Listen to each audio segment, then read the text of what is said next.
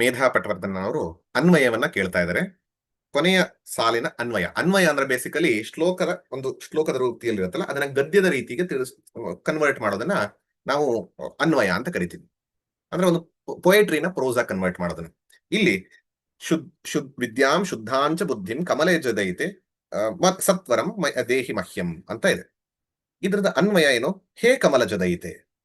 ಮೊದಲು ಯಾರನ್ನ ಅಡ್ರೆಸ್ ಮಾಡ್ತಾ ಇದೀವಿ ಅವರು ಹೇ ಕಮಲ ಜದೈತೆ ಇದನ್ನ ಹಾಕೊಂಡು ಯಾರಿಗೆ? ಮಹ್ಯಂ, ನನಗೆ. ಮಹ್ಯಂ ಶುದ್ಧ ವಿದ್ಯಾಂ ಚ ಬುದ್ಧಿಂ ಸತ್ವರಂ ದೇಹಿ. ಯಾಕೆಂದ್ರೆ ದೇಹಿ is the verb. So verb keep it at the end. Subject verb object ಹೇಳ್ತೀವಲ್ಲ, ಆ ರೀತಿಯಲ್ಲಿ ಇಲ್ಲಿ ಸಬ್ಜೆಕ್ಟ್ ಆಬ್ಜೆಕ್ಟ್ ವರ್ಬ್ ತಗೊಂಡು ಈ ರೀತಿಯಲ್ಲಿ ಮಾಡಿದಾಗ ಹೇ ಕಮಲ ಜದೈತೆ ಮಹ್ಯಂ ಶುದ್ಧ ವಿದ್ಯಾಂಚ ಬುದ್ಧಿಂ ದೇಹಿ ಸತ್ವರಂ ದೇಹಿ ಅಂತ ತಗೊಂಡ್ರೆ ಆಗ. ಎಸ್, ಗಾಯತ್ರಿ ಅವರು ಪ್ರಶ್ನೆ ಹ್ಯಾಂಡ್ ರೈಸ್ ಮಾಡಿದ್ದಾರೆ, ಕೇಳಬಹುದು. ಅನ್ಮ್ಯೂಟ್ ಮಾಡ್ಕೊಳ್ಳಿ. ನಮಸ್ತೆ ಗುರುಜಿ. ನಮಸ್ಕಾರಮ್ಮ. ಗುರುಜಿ, ಇವಾಗ ನೀವು ಶುದ್ಧ ಆತ್ಮ ಶುದ್ಧ ಮನಸ್ಸು ಅಂತ ಹೇಳಿದ್ರಲ್ಲ, ಅಲ್ಲಿ ಆತ್ಮಕ್ಕೆ ಮನಸ್ಸಿಗೆ ಅದು ಯಾವಾಗ್ಲೂ ಶುದ್ಧವಾಗೇ ಇರುತ್ತೆ, ನಾವು ಮಾಡೋ ಆಲೋಚನೆಗಳು ಅಶುದ್ಧವಾಗಿರುತ್ತೆ ಅಂತ ಅನ್ಕೋಬೋದಲ್ವಾ? ಅದು ಎಲ್ರು ಹೇಳ್ತಾರೆ ಆತ್ಮಕ್ಕೆ ಅಶುದ್ಧ ಶುದ್ಧ ಏನು ಇಲ್ಲ, ಅದು ಯಾವಾಗ್ಲೂ ಶುದ್ಧವಾಗೇ ಇರುತ್ತೆ ಅಂತ ಹೇಳ್ತಾರೆ. ಇವಾಗ ನೀವು ಅಶುದ್ಧ ಆತ್ಮ ಅದು ಸೊ ಪ್ರಶ್ನೆಯನ್ನ ಕೇಳಿದ್ದು ಆತ್ಮದ ಶುದ್ಧಿ ಮನಸ್ಸಿನ ಶುದ್ಧಿ. ಇಲ್ಲಿ ನಾವು ಹೇಳಿದ್ದು ಹೇಗಿತ್ತು ಅಂತ. ನಾನು ಆತ್ಮಶುದ್ಧಿಯನ್ನ ಹೇಳಿಲ್ಲ, ಅವ್ರು ಹೇಳಿದ ಹಾಗೆ ಪರ್ಫೆಕ್ಟ್ ಆಗಿ ಆತ್ಮ ಯಾವತ್ತೂ ಶುದ್ಧವೇ ಆತ್ಮ. ಆದ್ರಿಂದಾನೆ ನಿತ್ಯ ಶುದ್ಧ ಬುದ್ಧ ಮುಕ್ತ ಸ್ವರೂಪ ಆತ್ಮ ಅಂತ ಹೇಳುದು. ಆತ್ಮಕ್ಕೆ ಅಶುದ್ಧಿ ಅನ್ನೋದು ಅಂಟೇ ಇಲ್ಲ, ಮನಸ್ಸನ್ನು ಅಂಟಕ್ ಸಾಧ್ಯ ಇಲ್ಲ. ಮತ್ ನಾವ್ ಏನು ಹೇಳಿದ್ದು? ಶುದ್ಧ ವಿದ್ಯೆಯನ್ನ ಹೇಳಿದ್ವಿ, ಶುದ್ಧ ಬುದ್ಧಿಯನ್ನ ಹೇಳಿದ್ವಿ, ಆತ್ಮ ಜ್ಞಾನವನ್ನ ಹೇಳಿದ್ವಿ. ಆತ್ಮಕ್ಕೆ ಅಶುದ್ಧಿಯನ್ನ ಹೇಳಿಲ್ಲ. ವಿದ್ಯೆಯಲ್ಲಿ ಅಶುದ್ಧಿ ಯಾವುದ್ರ ದೃಷ್ಟಿಯಿಂದ? ಅದರಲ್ಲಿರುವಂತಹ ಲಿಮಿಟೇಷನ್ಸ್ ನ ದೃಷ್ಟಿಯಿಂದ. ಆತ್ಮಕ್ಕೆ ಯಾವುದೇ ರೀತಿಯ ಇಲ್ಲ. ಆತ್ಮದ ಸಂಬಂಧಿತವಾದಂತಹ ಜ್ಞಾನ ಬರಬೇಕಾಗಿರುವಂಥದ್ದು ಮನಸ್ಸಿಗೆ.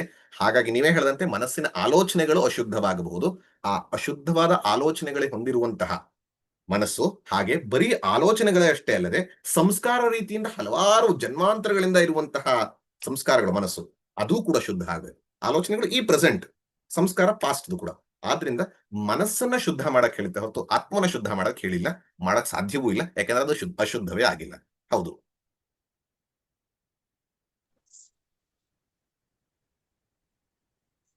ಪ್ರಮೋದ್ಜಿ, ಸುಬ್ರಹ್ಮಣ್ಯ ಅವ್ರು ಕೇಳ್ತಾ ಇದಾರೆ, ಈ ಶುದ್ಧ ಮನಸ್ಸನ್ನು ಧರಿಸುವುದಾದರೂ ಹೇಗೆ ಅಂತ. ಶುದ್ಧ ಮನಸ್ಸನ್ನ ಗಳಿಸುವುದು ಹೇಗೆ ಇದೆ ಎಲ್ಲ ಇಡೀ ಶಾಸ್ತ್ರಗಳು ಅಂಡ್ ಈ ಒಂದು ಸ್ತೋತ್ರದಲ್ಲೂ ಕೂಡ ಹೇಳ್ತೀವಿ, ಹಿಂದಿನ ಸ್ತೋತ್ರಗಳು ಹೇಳಿರೋದು ಶುದ್ಧ ಮನಸ್ಸನ್ನ ಗಳಿಸೋದು. ಫಸ್ಟ್ ಶುದ್ಧ ಮನಸ್ಸು ಅಂದ್ರೆ ಏನು ಅದನ್ನ ಗೊತ್ತು ಮಾಡ್ಕೊಂಡು ಶುದ್ಧ ಮನಸ್ಸನ್ನ ಗಳಿಸುವಂಥದ್ದು. ಶುದ್ಧ ಮನಸ್ಸು ಅಂತ ಅಂದ್ರೆ ಮಲ ವಿಕ್ಷೇಪ ಇಲ್ಲದಂತಹ ಮನಸ್ಸು. ಏನಿದು ಮತ್ತೆ ಗೊತ್ತಿಲ್ಲದಿರುವಂತ ಪದ. ಮಲ ಅಂದ್ರೇನು ನಮಗೆ ಗೊತ್ತು, ನಮ್ಮ ದೇಹದಿಂದ ಬೇಡದ ವಸ್ತುಗಳನ್ನ ಹೊರಗೆ ಹಾಕ್ತಿವಲ್ಲ, ಅದನ್ನ ಮಲ ಅಂತೀವಿ. ಹಾಗೆ ನಮ್ಮ ಮನಸ್ಸಿಗೆ ಬೇಡದಂತಹ ಆಲೋಚನೆಗಳು, ಬೇಡದಂತಹ ಸಂಸ್ಕಾರಗಳಿದೆಯಲ್ಲ, ಅದು ಇರಬಾರದು. ಮಲರಹಿತ ನಿರ್ಮಲವಾಗುವಂಥದ್ದು ಶುದ್ಧ ಮನಸ್ಸಿನ ಒಂದು ಅಂಶ. ಇನ್ನೊಂದು ವಿಕ್ಷೇಪರಹಿತ. ವಿಕ್ಷೇಪ ಅಂದ್ರೇನು? ಮನಸ್ಸು ಕೂತ್ರೆ ಅಲ್ಲಿ ಇಲ್ಲಿ ಇಲ್ಲಿ ಅಲ್ಲಿ ಅಲ್ಲಿ ಅಲ್ಲಿ ಇಲ್ಲಿ ಹರಿದಾಡ್ತಾ ಇರತ್ತೆ, ಒಂದ್ ಕಡೆ ಕೂರಲ್ಲ. ಇದು ಕೂಡ ಕೆಲಸ ಮಾಡುವಾಗ ಅಪ್ಪಿ ಕೂತ್ಕೊಂಡ್ಬಿಡತ್ತೆ. ನಾನು ದೇವರ ಧ್ಯಾನಕ್ಕೆ ಅಂತ ಕೂತ್ರೆ ಆಗ್ಲೇ ಮನಸ್ಸು ಹರಿದಾಡುವಂಥದ್ದು. ಸೊ ವಿಕ್ಷೇಪ, ಹರಿದಾಡ್ತಾ ಇರುವಂತ ಕೋತಿಯಂತೆ ಅಲ್ಲಿ ಇಲ್ಲಿ ಕೊಂಬೆಯಿಂದ ಕೊಂಬೆಗೆ ಜಿಗಿಯುವಂತಹ ಮನಸ್ಸನ್ನ ಏಕಾಗ್ರ ಮಾಡುವಂಥದ್ದು, ಅದು ಶುದ್ಧ. ಬೇಸಿಕಲಿ ಏನು ಅಂದ್ರೆ, ಒಂದು ಈ ಇಂಪ್ಯೂರಿಟೀಸ್ ಆಫ್ ಮೈಂಡ್, ಅದನ್ನೇ ನಾವು ಮಲ ಅಂತ ಹೇಳುವಂಥದ್ದು. ಎರಡನೇದು distraction of mind, restlessness of mind. ಈ ಎರಡು ಇಲ್ಲದನ್ನ ಶುದ್ಧ ಮನಸ್ಸು ಅಂತ ಕರಿತೀವಿ. ಹಾಗಾಗಿ ಏನೇನ್ ಮಾಡಬೇಕು ನಾವು ಮುಂದಕ್ಕೂ ಕೂಡ ನೋಡ್ತೀವಿ, ಹಿಂದೆನೂ ನೋಡಿದೀವಿ. ಇವತ್ತು ನಿಮ್ಗೆ ಸಿಂಪಲ್ ಆಗಿ ಶಾಸ್ತ್ರೀಯವಾಗಿ ವರ್ಡಲ್ಲಷ್ಟೇ ಹೇಳೋದಾದ್ರೆ, ಶುದ್ಧ ಮನಸ್ಸನ್ನ ಅಂದ್ರೆ ಸಂಸ್ಕಾರವನ್ನು ಹೋಗಲಾಡಿಸಿ ರಾಗದ್ವೇಷಗಳನ್ನ ಕಡಿಮೆ ಮಾಡಿಕೊಂಡು ಮಾಡೋದಕ್ಕೆ ಏನ್ ಮಾಡ್ಬೇಕು ಅಂದ್ರೆ ಕರ್ಮಯೋಗ. ಸ್ವಾರ್ಥರಹಿತವಾಗಿ ನಿಸ್ವಾರ್ಥವಾಗಿ ಸೇವೆಯನ್ನ ಪರಮಾತ್ಮ ಈಶ್ವರಾರ್ಪಣ ಬುದ್ಧಿ, ಈಶ್ವರ ಪ್ರಸಾದ ಬುದ್ಧಿಯಿಂದ ಇದ್ದಾಗ ಮನಸ್ಸಿನಲ್ಲಿರುವಂತಹ ಕಾಮಕ್ರೋಧಾದಿಗಳು ಕಡಿಮೆ ಆಗ್ತಾ ಆಗ್ತಾ ಆಗ್ತಾ ಹೋಗುತ್ತೆ. ಮನಸ್ಸು ಮಲರಹಿತವಾಗಿ ನಿರ್ಮಲವಾಗತ್ತೆ. ಕರ್ಮಯೋಗ ಅದನ್ನ ಇಟ್ಕೊಳ್ಳಿ, ಅದ್ರ ಬಗ್ಗೆ ದಿನಗಟ್ಲೆ ಮಾತಾಡಬಹುದು. ಕರ್ಮಯೋಗ. ಇನ್ನು distracted mind and restless mind, ವಿಕ್ಷೇಪವಾಗಿರುವಂತಹ ಮನಸ್ಸು ಹರಿದಾಡ್ತಾ ಇರುವಂತಹದನ್ನ ಕಂಟ್ರೋಲ್ ಮಾಡೋದು ಅಂದ್ರೆ ಏನು? ಅದನ್ನ ಹಿಡಿದಿಡುವಂಥದ್ದು. ಅದಕ್ಕೆ ಏನ್ ಮಾಡಬೇಕು? ಉಪಾಸನಾ ಯೋಗ, ಭಕ್ತಿ ಯೋಗ ಬೇಸಿಕಲಿ. ಅಂದ್ರೆ ಒಂದು ನಮ್ಮ ಇಷ್ಟವಾದಂತಹ ಇಷ್ಟ ದೇವತೆಯನ್ನ ಹಿಡಿದು ಅದಕ್ಕೆ ಬೇಕಾಗಿರುವಂತಹ ಧ್ಯಾನ, ಅದಕ್ಕೆ ಬೇಕಾಗಿರುವಂತಹ ಜಪ, ಅದಕ್ಕೆ ಬೇಕಾಗಿರುವಂತಹ ಏಕಾಗ್ರತೆ, ಅದನ್ನ ತಂದ್ಕೊಳಕ್ ಮಾಡುವಂತಹ ಸಾಧನೆಗಳಲ್ಲಿ. ಸೊ ಬೇಸಿಕಲಿ ಕರ್ಮಯೋಗ is for the purification of mind, and ಉಪಾಸನ ಯೋಗ, ಧ್ಯಾನ ಯೋಗ, ಆಲ್ ದೋಸ್, ಭಕ್ತಿ ಯೋಗ, all those are for concentration of mind. ಆ ಎರಡನ್ನ ಮಾಡ್ಕೊಂಡಾಗ ನಮ್ಗೆ ಶುದ್ಧ ಬುದ್ಧಿ ಬರುತ್ತೆ, ಚಿತ್ತ ಶುದ್ಧಿ ಆಗತ್ತೆ. ಅದರ ಮೇಲೆ ಜ್ಞಾನ ಯೋಗದ ಸಿಂಪಡಿ ಬೆಳೆದ್ರೆ ಅಲ್ಲಿ ಪುಷ್ಪ, ಜ್ಞಾನ ಪುಷ್ಪ ಅರಳುತ್ತೆ.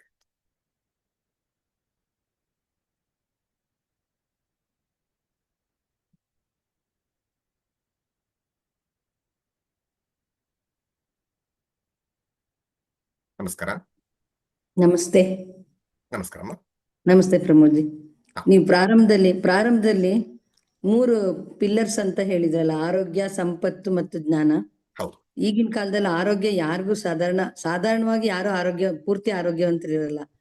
ನಮ್ಮಂತವರೆಲ್ಲ ಏನು ರೋಗ ಇಟ್ಕೊಂಡು ಕೂಡ ನಾವು ಸಾಧನೆ ಮಾಡ್ತಾ ಇದ್ದೀವಿ. ಸಾಧ್ಯ ಆಗ್ಬಹುದಾ ಅಂತ?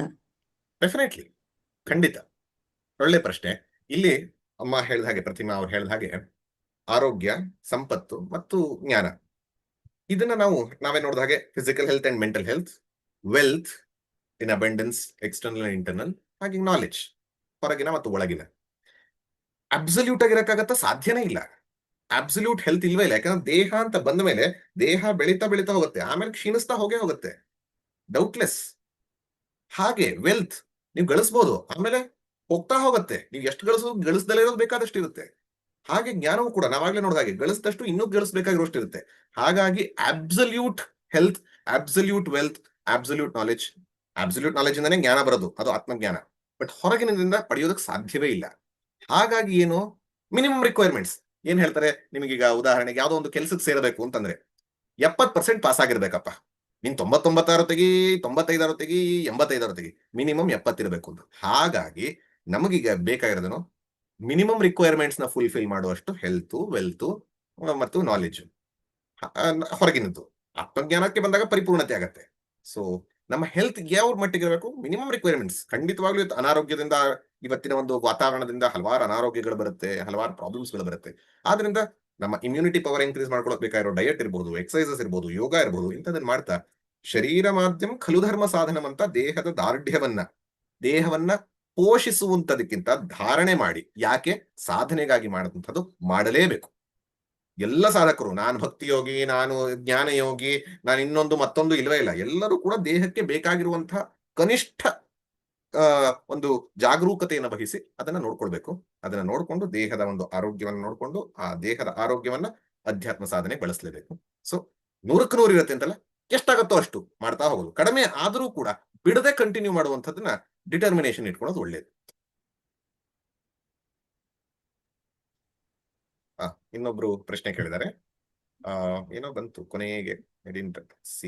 ಅವ್ರು ಕೇಳ್ತಾ ಇದಾರೆ, ಜ್ಞಾನಿ ಅವರನ್ನು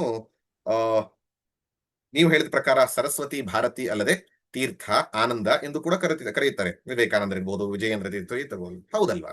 ಡೆಫಿನೆಟ್ಲಿ ಹೌದು. ನಾನು ಇವತ್ತಿನ ಒಂದು ಸಂದರ್ಭಕ್ಕೆ ಸೂಕ್ತ ಅಂತ ಹೇಳಿ ಆ ಭಾರತಿ ಮತ್ತು ಸರಸ್ವತಿ ತಗೊಂಡೆ. ಖಂಡಿತ ಹೌದು. ಆನಂದ ಏನರ್ಥ? ಅವರು ಆನಂದದ ಬುಗ್ಗೆ ಆಗಿದ್ದಾರೆ, ಆನಂದದ ಸ್ವರೂಪವಾಗಿದ್ದಾರೆ. ಆ ಆನಂದದ ಸ್ವರೂಪವನ್ನ ನಿಮಗೆ ತಿಳಿಸ್ತಾರೆ. ಆನಂದದ ಸ್ವರೂಪ ಅಂದ್ರೇನು? ಜ್ಞಾನದ ಸ್ವರೂಪವೇ. ಹಾಗಾಗಿ ಆನಂದ. ತೀರ್ಥ ಅಂದ್ರೇನು? ತೀರ್ಥಕ್ಷೇತ್ರವನ್ನ ನಿಜವಾಗ್ಲೂ ಮಾಡದಿರೋ ಸಂತರೇ ಮಾಡುವಂಥದ್ದು. ಅಂದರೆ ಅವರು ತಾವು ಪ್ಯೂರ್ ಆಗೋದಷ್ಟೇ ಇಲ್ಲದೆ ಸುತ್ತಮುತ್ತಲಿನ ಸಮಾಜವನ್ನ, ಜನರನ್ನ ಪ್ಯೂರ್ ಮಾಡುವಂತಹ ವ್ಯಕ್ತಿಗಳನ್ನ ತೀರ್ಥರು ಅಂತ ಕರೀತಾರೆ. ಸೊ ಹಾಗಾಗಿ ದಶನಾಮಿ ಸಂಪ್ರದಾಯ ಅಂತ ಹೇಳಿ ಕಾನನ, ವನ, ಅರಣ್ಯ, ಈ ರೀತಿ ಎಲ್ಲ ಬೇರೆ ಬೇರೆ ಇದೆ. 10 ಶಂಕರಾಚಾರ್ಯರೇ ಸ್ಥಾಪನೆ ಮಾಡಿದಂಥದ್ದು ಬೇರೆ ಬೇರೆ ಇದೆ. ಇವತ್ತಿಗೆ ಒಂದು ಉಪನ್ಯಾಸಕ್ಕೆ ಸೂಕ್ತ ಅಂತ ಹೇಳಿ ನಾನು ಭಾರತಿ ಮತ್ತು ಸರಸ್ವತಿ ತಗೊಂಡೆ. ಬಟ್ ಎಲ್ಲ ಸನ್ಯಾಸಿಗಳ ಅರ್ಥವೂ ಕೂಡ ಮುಖ್ಯವಾಗಿ ಏನು ಅಂತಂದ್ರೆ ತ್ಯಾಗವನ್ನ, ವೈರಾಗ್ಯವನ್ನ, ಜ್ಞಾನದ ಪರ್ಸ್ಯೂಟ್ ಅನ್ನ ತೋರಿಸೋದ್ರ ಜೊತೆಗೆ ಅದನ್ನ ಪ್ರವಾಹ ಮಾಡುವಂಥದ್ದು, ಆ ಪ್ರಚಾರ ಮಾಡುವಂಥದ್ದನ್ನು ತೋರಿಸುತ್ತೆ ಅನ್ನೋದು ಮುಖ್ಯ.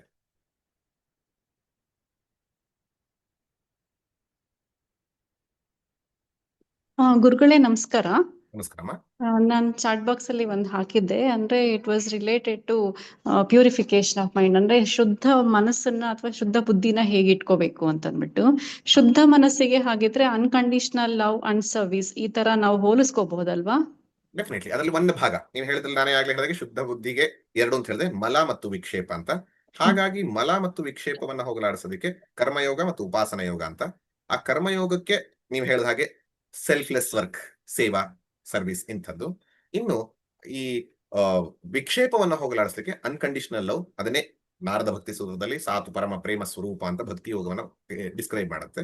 ಆದ್ರೆ ಆ ಅನ್ಕಂಡೀಷನಲ್ ಲವ್ ಅನ್ನುವಂಥದ್ದನ್ನ ತಪ್ಪರ್ಥ ಮಾಡ್ಕೊಳ್ಳೋದ್ರೆ ಸರಿಯಾಗಿ ಅರ್ಥ ಮಾಡ್ಕೊಂಡ್ರೆ ಡೆಫಿನೆಟ್ಲಿ ಕರೆಕ್ಟ್. ಬಟ್ ಏಕಾಗ್ರತೆ ಬರುವಂಥದ್ದಾಗಬೇಕು. Definitely true. ನಾವು ಆ ಕರ್ಮಯೋಗವನ್ನ ಸರ್ವಿಸ್ ಅಂತ, ಸೇವಾ ಅಂತ, ಇನ್ನೊಂದು ಉಪಾಸನ ಯೋಗವನ್ನ ಅನ್ಕಂಡೀಷನಲ್ ಲವ್ ಅಂತ ಖಂಡಿತವಾಗ್ಲೂ ತಗೊಳ್ಬೋದು. Definite. Thank you sir. Pradeep ji, ಯಾವ್ದಾದ್ರು ಪ್ರಶ್ನೆ ಇದೆಯಾ ಯೂಟ್ಯೂಬ್ ನಲ್ಲಿ? ಇಲ್ಲಾಂದ್ರೆ ಮುಗಿಸ್ಬಹುದು. ನಮಸ್ತೆ ಜಿ, ಇಲ್ಲೇ ಕೇಳ್ತಾ ಇದಾರೆ ಎರಡು ಪ್ರಶ್ನೆಗಳು. ಒಂದು ಮೇಧಾ ಪಟವರ್ಧನ್ ಅವ್ರು ಕೇಳ್ತಾ ಇದಾರೆ, ಹಾ, ಶುದ್ಧ ವಿದ್ಯೆ ಮತ್ತು ಅಪರಾವಿದ್ಯೆ ಎರಡು ಒಂದೇ ಅಥವಾ ಬೇರೆ ಅಂತ. ಹಾಗೆ ಇನ್ನೊಂದು ಪ್ರಶ್ನೆ ಕೂಡ, ಹೌ ಟು ಕಾನ್ಸಂಟ್ರೇಟ್ ಮೈಂಡ್ ಅಂತ ಒಬ್ರು ಕೂಡ ಕೇಳಿದ್ದಾರೆ. ನೀವೇ ಉತ್ತರ ಹೇಳಿದ್ರೆ ಹೌದು ಅಂತ ಅಷ್ಟೇ ಹೇಳಬೇಕು. ಅಶುದ್ಧ ವಿದ್ಯೆ ಅಂದ್ರೆ ಅಪರಾವಿದ್ಯೆ. ಅಪರಾವಿದ್ಯೆ ಅಂದ್ರೆ ಏನ್ ಹಾಗಾದ್ರೆ? ಜಗತ್ತಿನ ವಿದ್ಯೆ. ಜಗತ್ತಿನ ವಿದ್ಯೆ ಅಂದ್ರೇನು? ನನ್ನನ್ನ ಹೊರತುಪಡಿಸಿ ಏನೇನನ್ನ ಆಬ್ಜೆಕ್ಟಿಫೈ ಮಾಡ್ತೀನೋ ಅದೆಲ್ಲವೂ ಜಗತ್ತು. ನನ್ನನ್ನ ಹೊರತುಪಡಿಸಿ ಅಂದ್ರೆ ದೇಹವೂ ಕೂಡ ನನ್ನನ್ನು ಹೊರತುಪಡಿಸಿ. ಯಾಕಂದ್ರೆ ನಾನು I can objectify my body, I can objectify my mind. ಹಾಗಾಗಿ ದೇಹೇಂದ್ರಿಯ ಮನೋಬುದ್ಧಿಗಳ ಸಹಿತವಾಗಿ ಇಡೀ ಜಗತ್ತಿನ ಬಗ್ಗೆ, ಅಂದ್ರೆ not just physics, not just astronomy, medicine, anatomy, and not just that, psychology. Even though it is related to my mind, it is not me. ಹಾಗಾಗಿ ಎಲ್ಲವೂ ಅಪರಾವಿದ್ಯೆ. ಅಪರಾವಿದ್ಯೆ ಅಂದ್ರೆ ಬೇಸಿಕಲಿ ವರ್ಡ್ ಮೀನಿಂಗ್ ಅಂದಾಗ ಇನ್ಫೀರಿಯರ್. ಪರಾವಿದ್ಯೆ ಅಂದ್ರೆ ಸುಪೀರಿಯರ್. ಅದನ್ನೇ ಇಲ್ಲಿ ಶುದ್ಧ ಅಂತ ಹೇಳಿದ್ರು. ಶುದ್ಧ ವಿದ್ಯೆ ಅಂದ್ರೆ ಏನು? ಬ್ರಹ್ಮವಿದ್ಯೆ, ಆತ್ಮವಿದ್ಯೆ, ಅದನ್ನೇ ಶುದ್ಧ ವಿದ್ಯೆ ಅಥವಾ ಇದು ಅಂತ ಹೇಳುವಂಥದ್ದು ನೀವು ಹೇಳಿರೋದು ಸರಿ. ಇನ್ನು ಕಾನ್ಸಂಟ್ರೇಷನ್ ಅನ್ನ ಗಳಿಸುವಂಥದ್ದು ಹೇಗೆ? ಇದಕ್ಕೆ 10 ಹಲವು ಮಾರ್ಗಗಳಿದೆ. ಆಗ್ಲೇ ನಾನು ಹೇಳಿದ ಹಾಗೆ ಉಪಾಸನ ಯೋಗ, ಭಕ್ತಿ ಯೋಗ, ಧ್ಯಾನ ಯೋಗ, ಅಥವಾ ಈವನ್ ಅಷ್ಟಾಂಗ ಯೋಗ. ಬೇಸಿಕಲಿ ನಾವು ಪತಂಜಲಿ ಮಹರ್ಷಿಗಳನ್ನ ನೋಡಿದಾಗ ಅವರು ಬೇಕಾದಷ್ಟು ಹೇಳ್ತಾ ಹೋಗ್ತಾರೆ. ಅದರಲ್ಲಿ ಬರುವಂತಹ ಒಂದು ಮುಖ್ಯ ಅಂಶ ಅಂದ್ರೆ ಅಷ್ಟಾಂಗ ಯೋಗ. ಅಷ್ಟಾಂಗ ಯೋಗ ಏನಕ್ಕಿದೆ ಅಂತಂದಾಗ ಸಮಾಧಿ ಅಂತ ಅನ್ನೋದು. ಸಮಾಧಿಯಿಂದ ಕಣ್ಣು ಮುಚ್ಕೊಂಡು ನಾವು ಕೂರ್ತೀವಲ್ಲ, ಅಂದ್ರೆ ಅರ್ಥ ಏನು? ಏಕಾಗ್ರ ಚಿತ್ತವಾಗುವಂಥದ್ದು. The whole of Ashtanga yoga is to make you concentrated on one thing. ಏನ್ ಮಾಡಬೇಕು? ಯಮ ನಿಯಮ, ಅಂದ್ರೆ ನನ್ನ ವೈಯಕ್ತಿಕ ಮೌಲ್ಯಗಳು ಮತ್ತು ಸಾಮಾಜಿಕ ಮೌಲ್ಯಗಳು ಸರಿಯಾಗಿ ಇಟ್ಕೋಬೇಕು. ಆಸನ, ನನ್ನ ಒಂದು ಸೀಟಿಂಗ್ ಪೋಸ್ಚರ್ ಹೇಗಿರ್ಬೇಕು, ಅದಕ್ಕೆ ಕೃಷ್ಣ ಗೀತೆಯಲ್ಲೂ ಹೇಳಿದಾನೆ, ಪತಂಜಲಿ ಯೋಗ ಸೂತ್ರದೂ ಇದೆ. ಪ್ರಾಣಾಯಾಮ ಅಂದ್ರೆ ಒಂದು ಪ್ರಾಣದ ಒಳ ಹೋಗುವ ಉಚ್ಛ್ವಾಸ ನಿಶ್ವಾಸಗಳು ಯಾವ ರೀತಿ ಇರಬೇಕು, ಆಗ ಮನಸ್ಸು ಸ್ವಲ್ಪ ಸ್ಟೆಬಿಲೈಸ್ ಆಗತ್ತೆ. ಪ್ರತ್ಯಾಹಾರ ಅಂದ್ರೆ ಹೊರಮುಖವಾಗಿರುವಂತಹ ದೇಹೇಂದ್ರಿಯ ಮನೋಬುದ್ಧಿಗಳು ಮನಸ್ಸನ್ನ ಸ್ವಲ್ಪ ಒಳಗೆ ಎಳೆಯುವಂತಹ ಪ್ರಯತ್ನ. ಹೊರಗಿನ ಕರ್ತವ್ಯಗಳನ್ನೆಲ್ಲ ಸ್ವಲ್ಪ ಕಡಿಮೆ ಮಾಡಿ ಈ ಕರ್ತವ್ಯಕ್ಕೇ ಬರಬೇಕು. ಧಾರಣ, ನನ್ನ ಇಷ್ಟ ದೇವತೆ ಅಥವಾ ನನ್ನ ಒಂದು ಆಬ್ಜೆಕ್ಟ್ ಆಫ್ ಮೆಡಿಟೇಷನ್ ಏನಿದೆಯೋ ಅದರ ಕಡೆಗೆ ಅದನ್ನ ಹಿಡಿಯುವಂಥದ್ದು. ಧ್ಯಾನ, ಅದರ ಕಡೆಗೆ ಫೋಕಸ್. ಕಷ್ಟ ಆಗತ್ತಾ? Yes, definitely. ಮನಸ್ಸು ಆ ಕಡೆ ಹೋಗೇ ಹೋಗುತ್ತೆ. ಶನೈ ಪುನರಮಿ, ಮತ್ತೆ ಮತ್ತೆ ಹೇಳೋದು ಅದೇ ಕಡೆಗೆ ತರುವಂಥದ್ದು. ನಿಧಾನಕ್ಕೆ ಮಾಡುವಂಥದ್ದು. ಅಭ್ಯಾಸ ವೈರಾಗ್ಯಾಭ್ಯಾಂ ತನ್ನಿರೋಧ ತಂದು ಮಾಡ್ತಾ ಮಾಡ್ತಾ ಮಾಡ್ತಾ over a period of time complete absorption, that is what is called A ಸಮಾಧಿ. ಸೊ ಹಾಗಾಗಿ ಕಾನ್ಸಂಟ್ರೇಷನ್ಗೆ ನೂರಾರು ಮಾರ್ಗಗಳಿದೆ. ಅದನ್ನ ನಾವು ಕೂಡ ಮುಂದಕ್ಕೂ ಇದರಲ್ಲಿ ಓದ್ತೀವಿ, ಕಲಿತೀವಿ. ಬೇರೆ ಹಿಂದೆ ಕೂಡ ನಾವು ಅಧ್ಯಯನ ಮಾಡಿದ್ದೀವಿ. ಬಟ್ ಒಂದು ಇವತ್ತು ಹೇಳೋದಾದ್ರೆ ಈ ರೀತಿಯ ಒಂದು ವಿಚಾರಧಾರೆ, ಅಂಡ್ ಇದು ಒಂದು ದಿನದಲ್ಲಿ ಸಿದ್ಧಿಸುವಂಥದ್ದಲ್ಲ. ಒಂದು ತಿಳ್ಕೊಳ್ಬೇಕಾದ್ರೆ ಇದು ಒಂದು ದಿನದಲ್ಲಿ, ಒಂದು ತಿಂಗಳಲ್ಲಿ, ಸರ್ 1 ತಿಂಗಳು ಮಾಡಿದೆ ಸರ್ ಆಗಲ್ಲ. ಯಾಕೆ ಅಂದ್ರೆ ನಾವು ಹೊರಗಿನ ವಸ್ತುವನ್ನ ನಾವು ಏಕಾಗ್ರತೆ ಮಾಡೋದೇ ಕಷ್ಟ, ಅದ್ರ ಕಡೆ ಮನಸ್ಸು ನಿಲ್ಸೋದೇ ಕಷ್ಟ. ಇಲ್ಲಿ ಒಳಮುಖವಾಗಿ ಯಾವುದೋ ಒಂದು ವಸ್ತುವನ್ನ, ಯಾವುದು ಅಂತ ಗೊತ್ತೇ ಇಲ್ಲದಂತಹ ವಸ್ತುವನ್ನ ತಿಳಿದು ಅದ್ರ ಕಡೆ ಮನಸ್ಸು ಮಾಡ್ಬೇಕು ಕಷ್ಟ ಆಗತ್ತೆ. Rome is not built in a day. ಹೊರಗಿನ ಒಂದು ಸಿಟಿಯನ್ನ ಕಟ್ಟಕ್ಕಾಗಲ್ಲ. ಮನಸ್ಸಿನ ಒಂದು ವ್ಯಕ್ತಿತ್ವದಲ್ಲಿ ಒಂದು ಬದಲಾವಣೆ ತರಬೇಕು ಅಂದ್ರೆ it will not happen in a day. But ಅಭ್ಯಾಸ ಅಭ್ಯಾಸ ಅಭ್ಯಾಸ ಥ್ರೂ ಅಭ್ಯಾಸ ನಥಿಂಗ್ ಇಸ್ ಇಂಪಾಸಿಬಲ್. ಖಂಡಿತವಾಗ್ಲೂ ಆಗತ್ತೆ ಸತತವಾಗಿ. ಅದರಲ್ಲೂ ಕೂಡ ಹೇಳಿದಾಗ ಏನಂತ ಅಂದ್ರೆ ಏತು ದೀರ್ಘಕಾಲ ನೈರಂತರ್ಯ ಸತ್ಕಾರ ಸೇವಿತ ದೃಢಭೂಮಿ. ದೀರ್ಘಕಾಲ ಮಾಡಬೇಕು, ನಿರಂತರತೆ. ದೀರ್ಘಕಾಲ ನಾವು ಮಾಡ್ತೀನಿ, ಏನು ನವರಾತ್ರಿ ಈ ವರ್ಷ ಒಂದ್ಸರಿ ಮುಂದಿನ ವರ್ಷ ಒಂದ್ಸರಿ ಮಾಡ್ತಿಲ್ಲ, ಹಂಗಲ್ಲ. ನೈರಂತರ್ಯ, ಅಂತರರಹಿತವಾಗಿ ಸತ್ಕಾರ ಸೇವಿತು ದೃಢಭೂಮಿ. ಒಳ್ಳೆಯ ಭಾವದಿಂದ ಯಾವ ಒಂದು ಉದ್ದೇಶದಿಂದ ಮಾಡ್ತೀವಿ ಮಾಡಿದ್ರೆ ಖಂಡಿತವಾಗ್ಲೂ ಸಾಧಿಸಕ್ಕಾಗತ್ತೆ. ನಾವೆಲ್ಲರೂ ಕೂಡ ಸಾಧಿಸಬೇಕು. 100% ಕಾನ್ಸಂಟ್ರೇಷನ್ ಬೇಕು ವೋಂಟ್ ಸೇ. ಆಗ್ಲೇ ಹೇಳಿದ್ನಲ್ಲ, ಚಿತ್ತಶುದ್ಧಿಯಲ್ಲಿ ಆ ಮಲ ಮತ್ತು ವಿಕ್ಷೇಪ ಏನು 100% ಅಬ್ಸಲ್ಯೂಟ್ ಆಗೋದಿಲ್ಲ. Minimum requirements. ಈ ಆತ್ಮಜ್ಞಾನಕ್ಕೆ ಬೇಕಾದಷ್ಟು ಎಷ್ಟು ನಾನೇ ಹೇಳೋದಕ್ಕಷ್ಟೇ. ನಿಮ್ಮ ಮನಸ್ಸಿನಲ್ಲಿ ಆಗೋದು ನಿಮಗೆ ಗೊತ್ತಾಗಬೇಕು. ಸೊ ಮಿನಿಮಮ್ ರಿಕ್ವೈರ್ಮೆಂಟ್ಸ್ ಆಗುವಷ್ಟು ಚಿತ್ತಶುದ್ಧಿ ಆಗ್ಲೇಬೇಕು. ಮಿನಿಮಮ್ ರಿಕ್ವೈರ್ಮೆಂಟ್ಸ್ ಆಗುವಷ್ಟು ಏಕಾಗ್ರತೆ ಬರಬೇಕು. ಅದಕ್ಕಾಗಿ ನಾವು ಪ್ರಯತ್ನವನ್ನ ಮಾಡುವಂಥದ್ದು ಮುಖ್ಯ. ಅಷ್ಟನ್ನ ಹೇಳ್ಬಹುದು. ಪ್ರದೀಪ್ ಜಿ ಸಾಕಾಗಿತ್ತಲ್ಲ? ಸಮಯ ಆಗಿದೆ. ಸೊ ಮೊದಲನೇ ದಿನ ಅತ್ಯದ್ಭುತವಾದ ಮೊದಲನೇ ದಿನದಲ್ಲೇ ಸಾಧನಾ ರಿಲೇಟೆಡ್ ಪ್ರಶ್ನೆಗಳನ್ನ ಕೇಳಿದ್ವಿ. ಇಡೀ ಶ್ಲೋಕ ಸಾಧನೆಗಳನ್ನ ಹೆಚ್ಚೆಚ್ಚು ಮಾಡೋದಕ್ಕೆ ನಮ್ಗೆ ಪ್ರೇರಣೆ ಮಾಡೋದ್ರ ಜೊತೆಗೆ ನಮ್ಗೆ ದಾರಿಯನ್ನ ತೋರಿಸುತ್ತೆ. ಹಾಗಾಗಿ ನವರಾತ್ರಿಯನ್ನ ಅತ್ಯದ್ಭುತವಾಗಿ ಕನ್ನಡಿಗರು, ಕರ್ನಾಟಕದವ್ರಿಗೆ ಶೃಂಗೇರಿ ಶಾರದೆ ಅಂದ್ರೆ ನವರಾತ್ರಿ ಒಂದು ಕಡೆ ಮೈಸೂರಲ್ಲಿ ಮಾಡಿದ್ರೆ ಇನ್ನೊಂದು ಕಡೆ ಶೃಂಗೇರಿಯಲ್ಲಿ ಮಾಡುವಂಥದ್ದು ಅತ್ಯಂತ ವಿಜೃಂಭಣೆಯಿಂದ ಅದನ್ನ ಆಚರಿಸುವುದು ಹೊರಗಷ್ಟೇ ಅಲ್ಲ, ಒಳಗೆ ಆ ಶೃಂಗೇರಿ ಶಾರದೆಯ ವೈಭವವನ್ನು ತಿಳಿಯೋಣ. ಕಮಲಜ ದಯಿತೆಯನ್ನ, ಶುದ್ಧ ವಿದ್ಯೆ ಶುದ್ಧ ಬುದ್ಧಿಯನ್ನು ಕರುಣಿಸುವಂತ ಬೇಡ್ಕೊಳ್ಳೋಣ ಅಂತ ನಾಳೆಯಿಂದ ಶ್ಲೋಕದ ಒಂದು ಅಂತರಾರ್ಥಕ್ಕೆ ಹೋಗೋಣ. ಧನ್ಯವಾದಗಳು.